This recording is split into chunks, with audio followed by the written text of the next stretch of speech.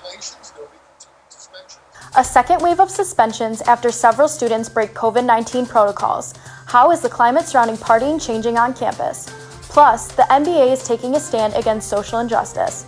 SBU alum Adrian Wojnarowski drops a bomb on what happens inside the bubble. Also, bracing for impact, Hurricane Delta set to make landfall today along the Gulf Coast.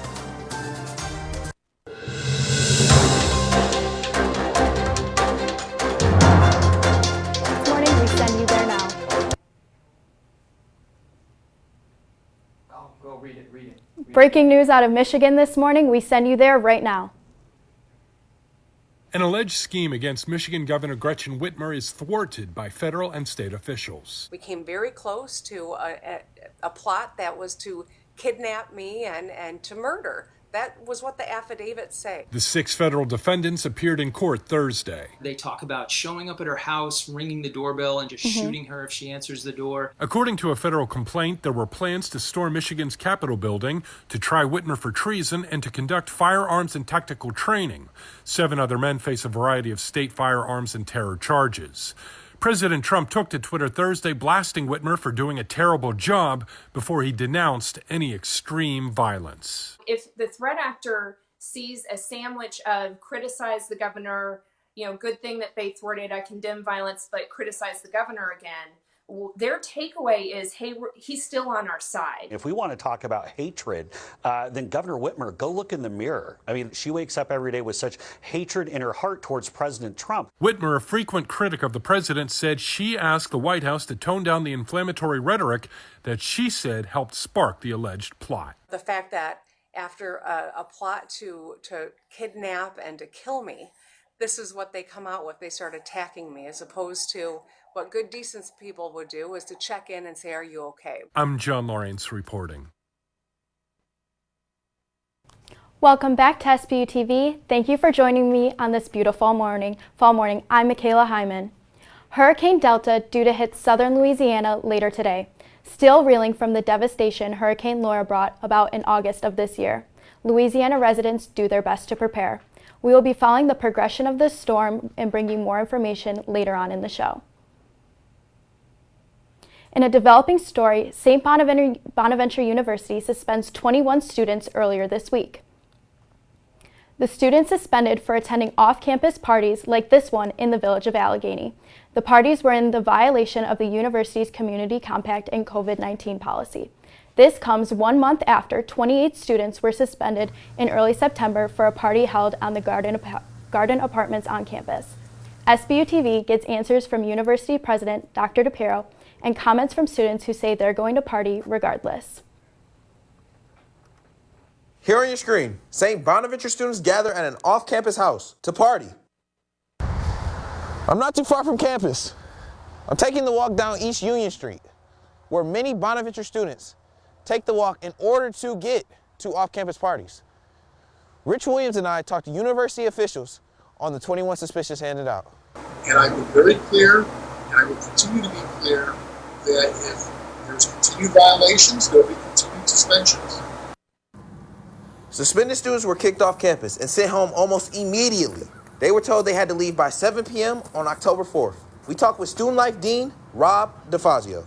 There's always that risk of, I may have it and not ever get sick, but if I pass it on to somebody else who gets sick because of my carelessness, that's not okay. Not every student is out on weekends partying, but we were curious. We wanted to hear all sides of the story. We reached out to some students for their opinions on coronavirus and partying. They did not want to be identified. Well, partying outside of campus, you can't stop us from that because we live in America. And the only way to stop this COVID virus is for us to all get it. So party on. I just think that the university's concerns about partying and large gatherings are overblown. I know me and a lot of other students go to parties pretty much every weekend. And I do hear a lot of people saying that we're going to get sent home, but I think if it was going to happen, it would have happened by now. With SBU-TV, I'm Jaron Holmes. Judicial hearings started this week for the 21 suspended. According to some of those students who did not want their names identified, their charges were dropped. They will continue quarantine for 2 weeks at home. We will update you on their return to campus. We continue to follow the current COVID-19 numbers on SBU's campus and in your local community. Active COVID-19 cases at St. Bonaventure University rise to 4. 7 recovered cases, bringing total cases to 11. 14 students quarantining on campus and 3 students in isolation, according to the university COVID case tracker. A wave of confirmed COVID cases over the week within Cattaraugus County. 61 active cases within the county. Deaths climbed to 9 and the total confirmed cases increased to 289. According to the Cattaraugus County Health Department, in response to the surge, Olean General Hospital currently suspending patient visitation. According to the New York State Department of Health, over 10,000 cases confirmed over the week. More than 47,000 total confirmed cases. COVID-related deaths climbed to 33,227. It's the time of year again when sickness begins to spread around campus. SBU-TV's Nick Gillen shares measures you can take to keep yourself and others safe. Yeah, it was just a bit of a nerve-wracking experience. St. Bonaventure students aren't clear on campus policies about what they should do if they get sick. And as cold and flu season arrives in the area, this could become an issue. It doesn't help that both diseases have symptoms in common with coronavirus, per the CDC. As Tommy Haggerty experienced, telling the difference is difficult. If you get even the slightest bit of a cold flu symptom, you get really nervous and you start to wonder, oh no, do I actually have this? And if so, what am I going to do to prevent it from spreading? As I talked to the university and trusted Olean doctor David Schulman, the steps students need to take if they get sick on campus became clearer. The consensus first step? Your wellness center. You need to contact the wellness center. That's because it's not easy to tell the difference, even for Schulman, an expert with 40 years experience. You know, if someone walks through my door with symptoms, I'm not going to really be able to tell very easily one from the other. That's why concerned students should first talk to St. Bonaventure doctors. They'll talk you through, okay, what are your symptoms? And then they'll make an evaluation on, okay, let's bring you in for a test. And while the university encourages students to reach out for help whenever they can, they also encourage learning about the virus themselves whenever possible. There's so many resources to learn more about close contact and to learn about the incubation periods. Reporting for SBU-TV, I'm Nick Gillen. Dr. Schulman also stresses the importance of getting the flu vaccine this year. Attention Bonaventure students, are you wondering what quarantine on campus looks like? Our own Sean Maines shares his quarantine experience this past week.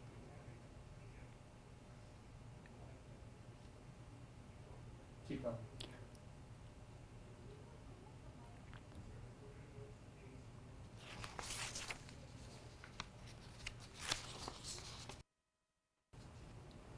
President Trump finishes therapy for COVID-19 and is expected to resume public engagements Saturday, according to his doctor, Sean Conley. Saturday marks 10 days since Trump tested positive last Thursday. This marks the minimum isolation period the CDC recommends for COVID patients. Trump fever-free for 24 hours without medication and back working in the Oval Office, says Trump's physicians.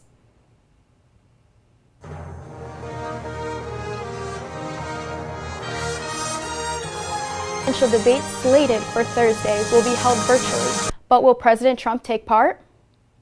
The Presidential Debate Commission's announced that a virtual town hall event next Thursday, and the president immediately turned down the invitation, saying he would not participate in a debate that was not in person.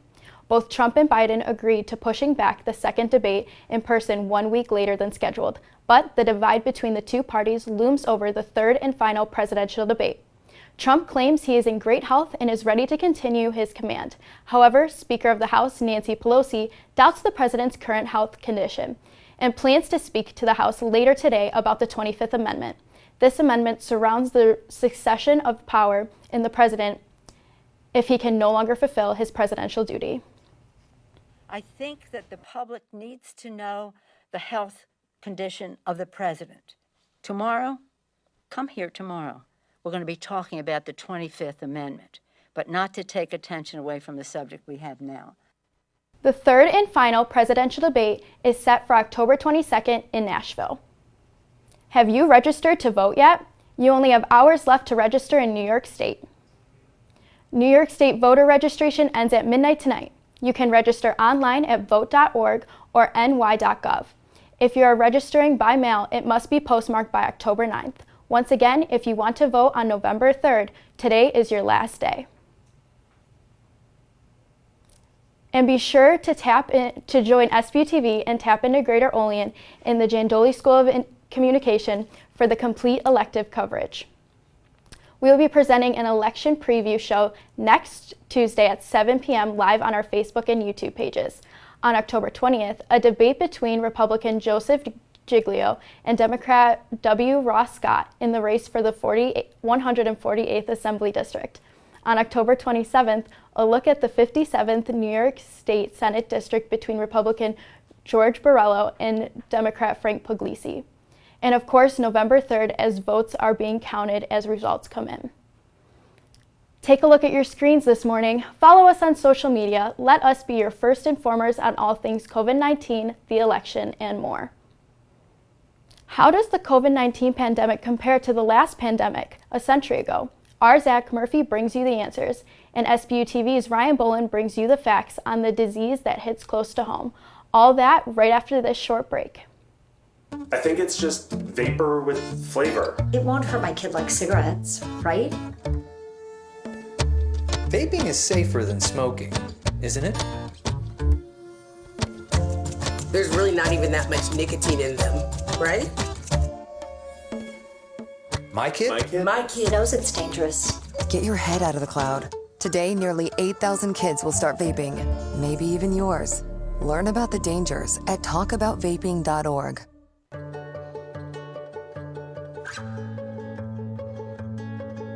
I feel like her heartbeat is like same speed as mine.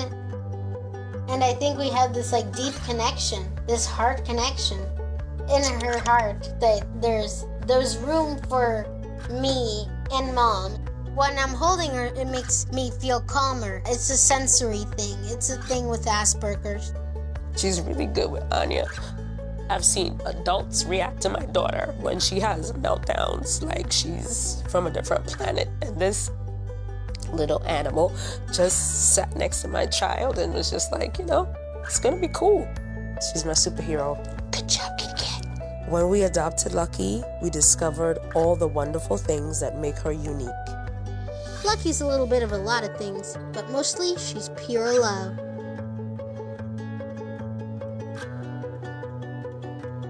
What's the best way to pick the right college? Use your head and make a practical choice based on cost and academics?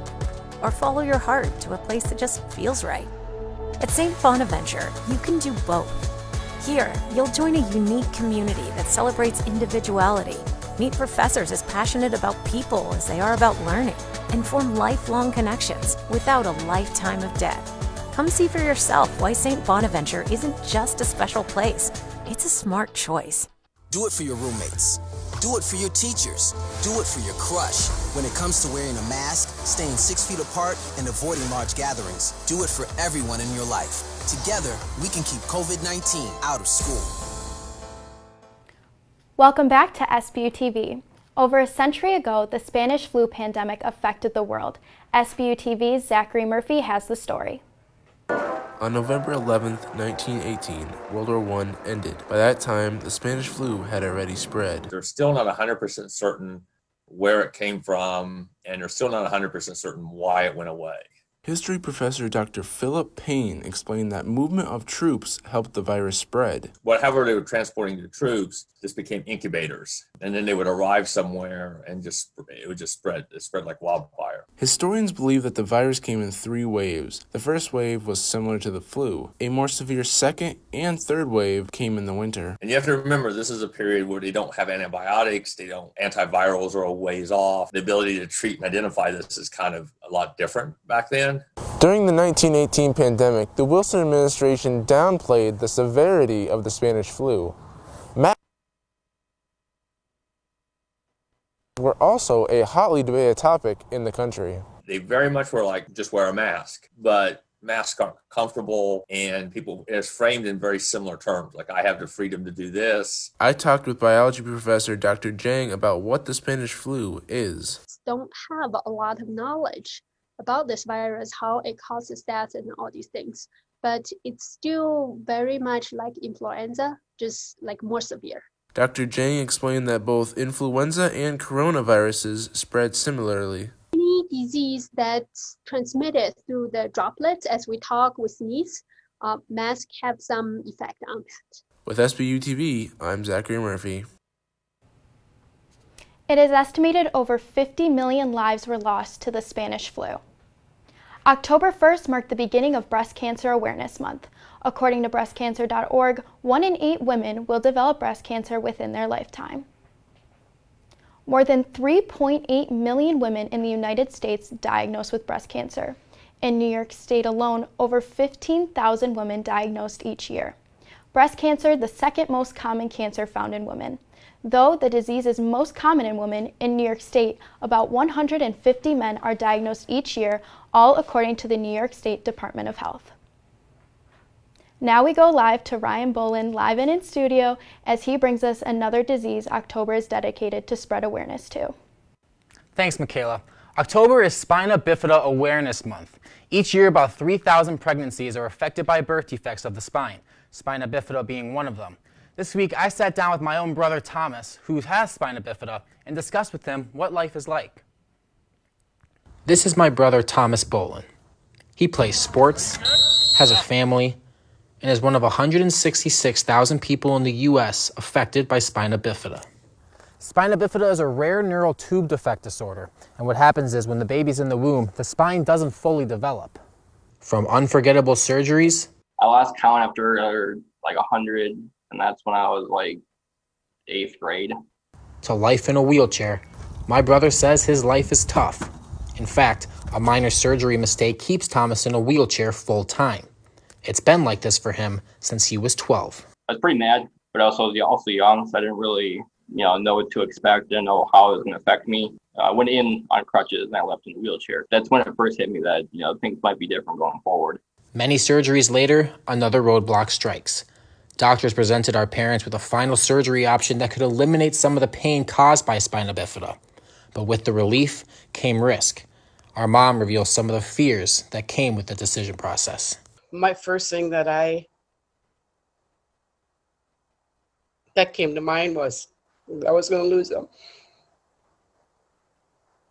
But as Thomas tells us, the choice was obvious.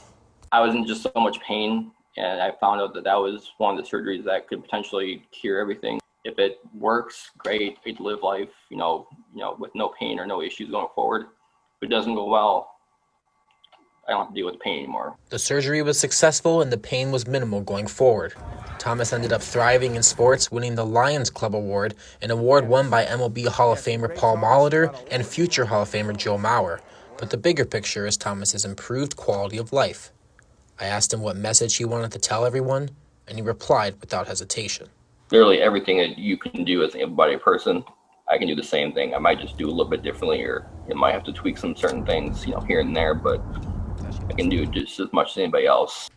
Reporting for SBU-TV, I'm Ryan Bolin. Thomas and his wife Amanda are running an Instagram blog detailing the struggles of people who are disabled and helping to spread awareness. You can follow them on Instagram by searching the handle Rollin' with the Bolins. Thanks, Michaela. Back to you. Once again, take a peek at your screens for our social medias, bringing you information that protects your safety and security. You don't want to miss out. Coming up after the break, our own Grace Foley and Anthony Goss go in-depth with ESPN NBA insider Adrian Wojnarowski to take a look at the activism inside the NBA bubble.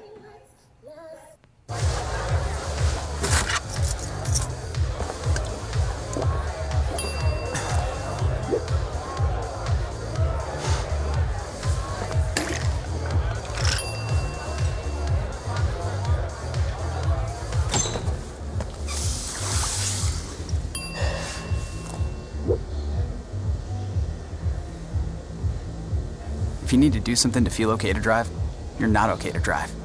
Don't drive buzzed. Because the fight isn't over yet. You will see me choose to protect my community by wearing a face cover. And even with my face covered, You will see me. As a son, As a man with a never quit attitude. as a fighter for change. Join me in wearing a face covering to help stop the spread of the coronavirus. Because this is one small act of kindness that has the power to make a big difference. Roll over. Chance high five. All right. When you adopt a shelter pet, you discover all the things that make them unique. And your mother and...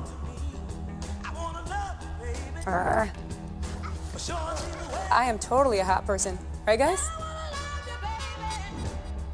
Thanks for being honest. They're a little bit of a lot of things, but they're all pure love. Adopt pure love at theshelterpetproject.org.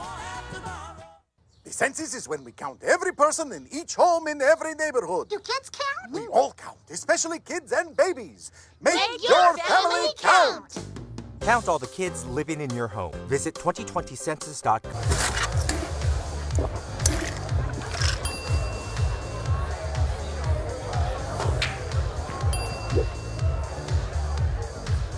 If you need to do something to feel okay to drive, you're not okay to drive. Don't drive buzzed. I work out every day. COVID won't kill me. I'm 24. COVID won't kill me. I have antibodies. COVID won't kill me. It's been a long week. COVID won't kill me. I'm 25. COVID won't kill me. I'm partying outside. COVID won't kill me. I don't need to wear a mask around my friends. COVID won't kill me. I'm 23. COVID won't kill me. If I haven't gotten it yet, COVID won't kill me. I'm young. COVID won't kill me.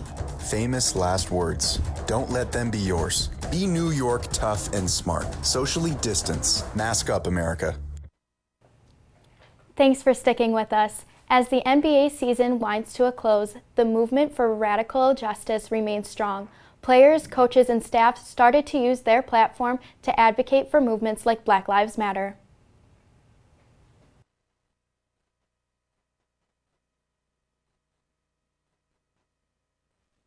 Black Lives Matter and Say Their Names are just a few of the phrases on the back of NBA player jerseys since the league restarted in July.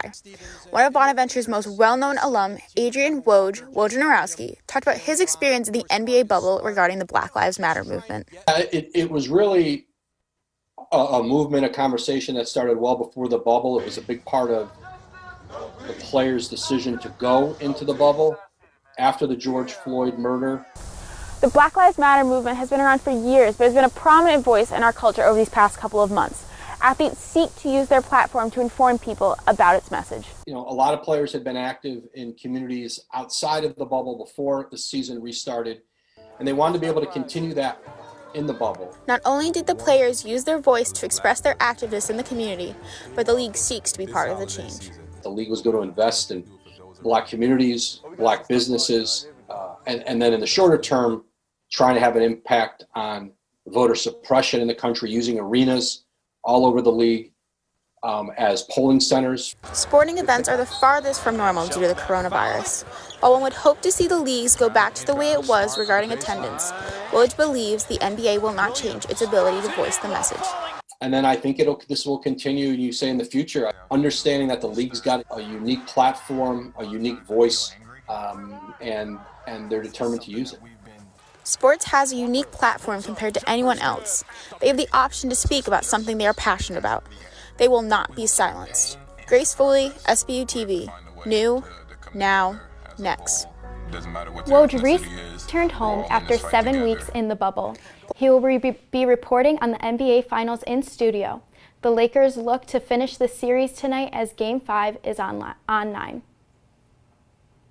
Hurricane Laura destroyed more than 10,000 Louisiana homes and damaged 35,000 more. This past August, now a Category 3 hurricane headed straight into the devastation. Hurricane Delta due to hit the Gulf Coast later today. The National Hurricane Center predicts dangerous winds and storm surges as high as 11 feet. Evacuation orders and curfews have been issued for several areas near the Louisiana coast. The Mississippi governor declared a state of emergency, urging residents to prep for the worst, and hurricane winds warnings extend to Texas. Curious as how you and your family will be trick-or-treating this year? Nextdoor's Treat Map helps you find safer ways to celebrate this Halloween. Since October 1st, Nextdoor's Treat app adds new features to help you find socially distant spooky celebrations. This app, often used by trick-or-treaters to learn who is passing out the best candy and where the haunted houses are. Given the COVID-19 pandemic, the app includes features to help you find drive-by Halloween displays and costume parades for you and your family to enjoy. Coming up in sports, the Buffalo Bills schedule has changed as a result of the outbreak of coronavirus within Tennessee Titans organization. Anthony Goss will be in after the break with updates on the next two Bills games.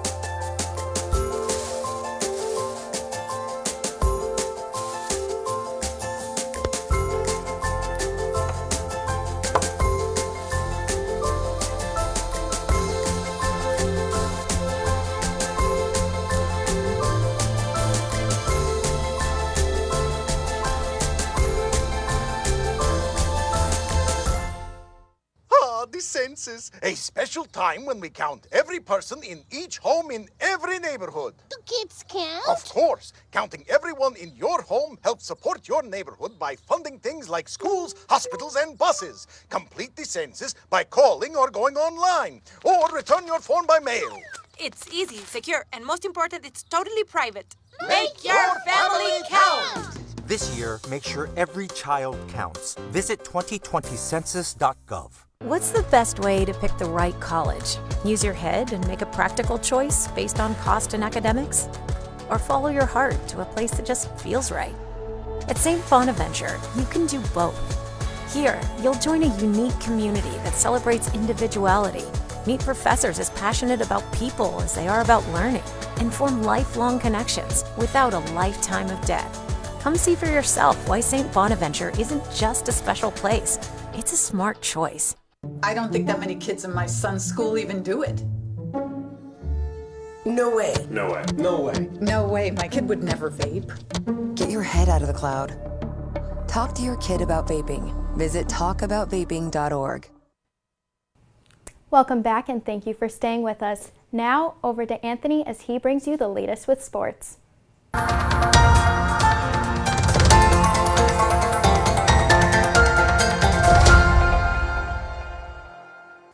Thanks, Michaela, and welcome back to SBU-TV Sports. I'm Anthony Goss. Coronavirus concerns continue to permeate the NFL as positive cases have now appeared within 4 organizations. No outbreak has hit a team harder, though, than the Tennessee Titans. And their opponent this Sunday? Well, you guessed it, it's the Buffalo Bills. Sunday's matchup between the Titans and the Bills will now kick off on Tuesday at 7. 2 more positive cases were reported on Thursday, bringing the Titans' total positive cases to 23. The move to Tuesday night also impacts Buffalo's Thursday night primetime tilt with Kansas City. This game is currently scheduled for next Sunday. The NFL has not given a specific time for the Chiefs game. All changes are subject to no new positive cases this weekend.